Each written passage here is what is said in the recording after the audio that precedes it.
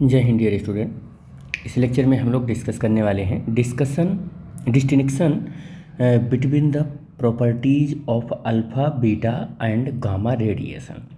तो हमने एक टेबल बनाया और टेबल में एक साइड में हमने प्रॉपर्टी लिखी और दूसरे में हमने अल्फ़ा पार्टिकल, थर्ड में बीटा पार्टिकल और फोर्थ में गामा पार्टिकल यानी गामा रेडिएशन। तो इस वाले कॉलम में अल्फ़ा पार्टिकल की सारी प्रॉपर्टी लिखेंगे, इस वाले कॉलम में बीटा की और इस वाले कॉलम में गामा रेडिएशन की। सबसे पहले जो हमें प्रॉपर्टी देखनी है वो नेचर देखते हैं कि अल्फ़ा का क्या होता है, बीटा का क्या होता है और गामा रेडिएशन का क्या होता है। अल्फ़ा पार्टिकल की बात करें तो ये पॉजिटिव पार्टिकल होता है और हीलियम की न्यूक्लियस को बोलते हैं, ठीक है। और इसमें 2 प्रोटॉन और 2 न्यूट्रॉन केवल न्यूक्लियस में होते हैं, इलेक्ट्रॉन कोई भी नहीं होता है जब हीलियम के पास, तो हम उसे अल्फ़ा पार्टिकल बोल देते हैं। Beta particle negative charge particle होता है और गामा का जो नेचर होता है वो इलेक्ट्रोमैग्नेटिक रेडिएशन का नेचर होता है और हाईली एनर्जेटिक रेडिएशन होती है ये। स्पीड की अगर बात करें, सेकंड प्रॉपर्टी है जो कि, तो अल्फ़ा पार्टिकल की स्पीड सबसे कम होती है, नियरली 10⁻⁷ मीटर पर सेकंड होता है। और बीटा पार्टिकल की अगर बात करें तो 2.7 10⁸ मीटर पर सेकंड और नियरली लाइट के होता है लेकिन लाइट से बहुत कम होता है, मतलब कह सकते हैं।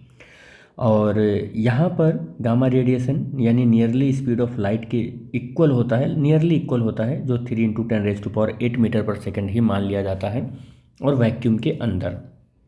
मास की बात करें तो अल्फ़ा का मास 6.68 × 10⁻27 किलोग्राम होता है। कैसे कैलकुलेट करोगे अगर आप ये जानना है तो आप अल्फ़ा पार्टिकल का नेचर यानी प्रॉपर्टीज ऑफ अल्फ़ा पार्टिकल मैंने पढ़ा रखा है, तो उस लेक्चर में आप जाके देख सकते हो। नेक्स्ट है कि बीटा रेडिएशन का जो मास है वो 9.1 × 10⁻31 किलोग्राम है और गामा रेडिएशन का जो मास है वो 0 मास है, या कह सकते हैं रेस्ट मास इज 0, ठीक है। नेक्स्ट फोर्थ प्रॉपर्टी है जो कि चार्ज है। तो अल्फ़ा पार्टिकल पर +2 इलेक्ट्रॉन का चार्ज होता है, कह सकते हैं कि 2 इलेक्ट्रॉन नहीं, मतलब 2 यूनिट पॉजिटिव चार्ज होता है और उससे कैलकुलेट करोगे तो एक यूनिट में 1.6 × 10⁻⁻19 होता है, तो 2 यूनिट है तो मल्टीप्लाई हो जाएगी 2 से, तो 3.2 × 10⁻⁻19 यूनिट बनेगा। बीटा पार्टिकल के ऊपर 1 यूनिट का नेगेटिव चार्ज होता है और 1 unit negative charge is equal to -1.6 × 10⁻⁻19 coulomb. और गामा रेडिएशन के पास कोई चार्ज नहीं होता है, तो नो चार्ज।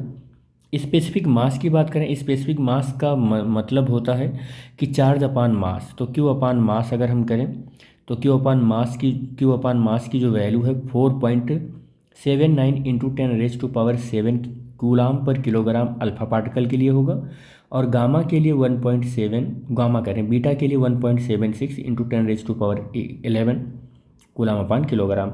और जब इसके पास चार्ज नहीं होता है, गामा रेडिएशन के पास ना तो मास होता है, तो इसका स्पेसिफिक मास नहीं निकल पाएगा, कुछ नहीं होगा, तो वहाँ डैश हो जाएगा। अब अल्फ़ा पार्टिकल की वेवलेंथ की बात करें, बीटा पार्टिकल की वेवलेंथ की बात करें तो यहाँ पर हम ब्लैंक कर दिए हैं। हालांकि मैटर वेव में आप पढ़ सकते हैं कि इसका क्या रेडिएशन होगा, लेकिन यहाँ पर वेव के सेंस में हम कोई रेडिएशन नहीं लिखे हैं। और गामा रेडिएशन के लिए इसका गामा रेडिएशन है तो ये इलेक्ट्रोमैग्नेटिक एक वेव है, तो इसके लिए अगर मैं वेवलेंथ लिखूँ तो 10⁻⁴ नैनोमीटर, जिसको हम मीटर में लिखेंगे तो 10⁻⁻13 मीटर हो जाएगा।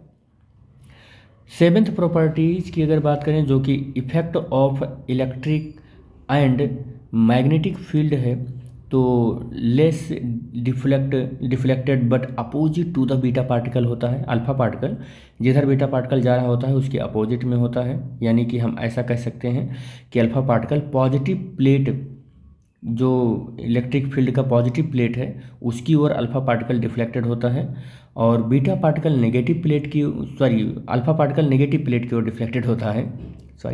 अल्फ़ा पार्टिकल पॉजिटिव चार्ज होता है इसलिए नेगेटिव प्लेट की ओर डिफ्लेक्ट होता है और बीटा पार्टिकल नेगेटिव चार्ज है इसलिए वो पॉजिटिव प्लेट की ओर डिफ्लेक्ट होता है, यानी कि अपोजिट टू द अल्फ़ा। तो beta particle opposite to the alpha जाता है और alpha particle opposite to the beta जाता है।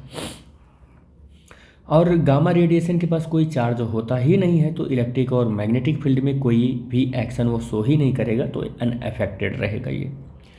एट्थ प्रॉपर्टी है कि आयोनाइजिंग पावर क्या होता है। तो आयोनाइजिंग पावर में अगर हम देखें तो अल्फ़ा पार्टिकल 10,000 टाइम्स गामा होता है आयोनाइजेशन उसका पावर, और बीटा पार्टिकल का 100 टाइम्स ऑफ गामा होता है, और सबसे कम जो आयोनाइजिंग पावर होता है वो गामा रेडिएशन का होता है। नाइन्थ प्रॉपर्टी होगा penetration power of air in air, penetration power in air.